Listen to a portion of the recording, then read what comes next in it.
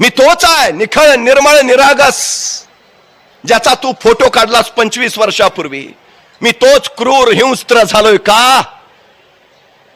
योग्य वेळी योग्य त्या गोष्टी मिळाल्या म्हणजे माणसं घडतात, ही सगळ्यात मोठी वस्तुस्थिती आहे. मी का बिघडलो माहिती आहे? मी जन्माला आलो आणि माझी आई माझ्यापासून हिरावली गेली. मी चालायला लागलो आणि माझे वडील माझ्यापासून नियतीनं हिरावले गेले. मला आधार देणारं, घडवणारं, संस्कार देणारं, जगवणारं कुणी नव्हतं.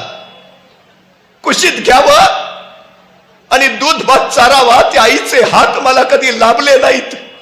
ज्यांचं बोट धरावं आणि सामाजिक नीती नियमांचे संकेत शिकावे असा बाप मला कधी लाभला नाही. मी आज जो आहे ना, तो फक्त आणि फक्त आई बाप नसल्यामुळे आहे. वाल्याचा वाल्मिकी होतो जर योग्य साथ, आधार, संस्कार लाभला तर. पण वाल्मिकीचा वाल्या व्हायला सुद्धा वेळ लागत नाही जर पाठीशी सावरणारं कुणी नसलं तर.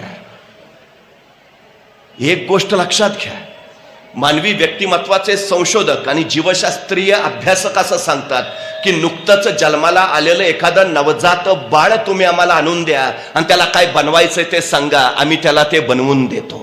हवं ते बनवता येतं, हवं ते घडवता येतं. काय बनवायचंय तुमच्या मुलाला? डॉक्टर, इंजिनियर, वकील, प्राध्यापक, चित्रकार, संगीतकार, हवं ते बनवता येतं, काही अडचण नाही.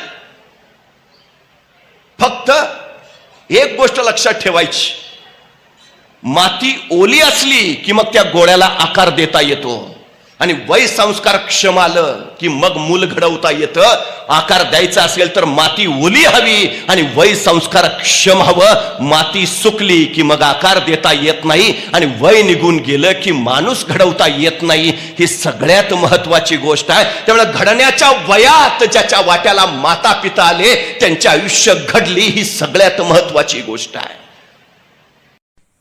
व्हिडिओ आवडला तर चॅनलला सबस्क्राईब करा आणि लाईक करा.